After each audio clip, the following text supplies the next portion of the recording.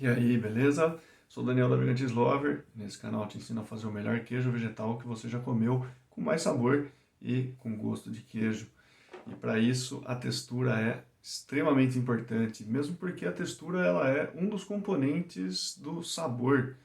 Pode parecer estranho isso, mas o conceito de sabor ele traz sim essa questão da textura. A textura ela é, na verdade, aquilo que você sente, né, em termos táteis, vamos dizer assim, quando você come algum alimento. Né? Esse aqui é o grande ponto da textura. Quando você está mastigando aquilo, desde a hora que você coloca na boca, dá uma mordida, né? Essa mordida ela já começa a entrar em contato com a textura do alimento. Né? Muitas vezes até o próprio visual ele já pode induzir uma ideia de textura que aquilo tenha, né? Para que depois você comprove isso, né, quando você for comer. Mas a sensação que você tem na boca desse alimento está sendo composta pela textura. Né? E o sabor, ele é justamente a textura mais o gosto. Esses dois elementos juntos que eles vão trazer essa ideia do sabor. Né? Então, se você quer um queijo vegetal mais saboroso, é importantíssimo você olhar para a textura também. E aqui eu queria falar pelo menos de três ideias para que você possa melhorar a textura do seu queijo vegetal. Então, partimos do pressuposto de que você possa ter algum ponto de melhoria na textura do seu queijo vegetal, de algum queijo vegetal que você fez, aquela textura ali não agradou muito, né? Então aqui você pode pensar pelo menos em três pontos. O primeiro dele é você contribuir com mais gordura. Tá? Isso porque a gordura ela vai trazer uma sensação de untuosidade. Ela vai dar aquele aspecto de queijo, pelo menos em termos de sensação de boca. Porque o queijo ele tem gordura do leite do animal concentrada ali, então tem uma elevada carga de gordura, né, que normalmente é gordura saturada. Mas para o queijo vegetal é possível você utilizar gordura insaturada também, né, e isso daí pode trazer alguma diferença na textura do seu queijo vegetal. Então, qual aqui? Gordura insaturada são aqueles óleos que em temperatura mais fria, eles se mantêm na forma líquida, tipo óleo de soja, óleo de girassol, óleo de canola, né, óleo de milho. Esses óleos, eles permanecem no estado líquido mesmo se tiver tipo 10 graus Celsius ou qualquer coisa do gênero. Né? Já a gordura saturada, o maior exemplo que a gente tem é o óleo de coco, porque ele abaixo dos 25 graus, por exemplo, ele já vai ficar num formato mais sólido. Então você pode acrescentar esses óleos, né, seja saturado, seja insaturado, para testar e ver qual é o aspecto que o seu queijo vegetal vai ficar depois desse acréscimo de óleo.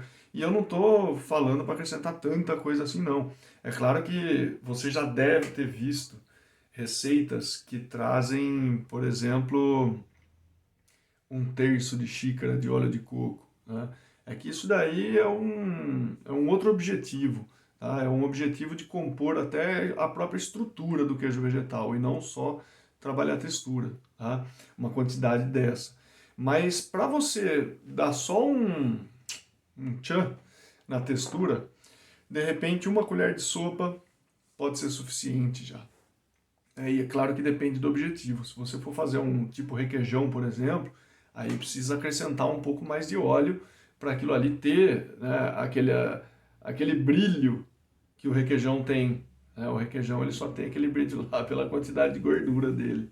Né? E depois acaba tendo até, né, outros momentos, outros elementos que você pode pôr, que eu já vou falar depois. Mas agora então, só para amarrar essa questão do óleo, das gorduras em geral. Né? Você pode ter tipos diferentes de gordura, entre saturada e insaturada, e depois você pode jogar com quantidades diferentes também. Tá? Uma colher de sopa, uma e meia, duas, meia, não sei.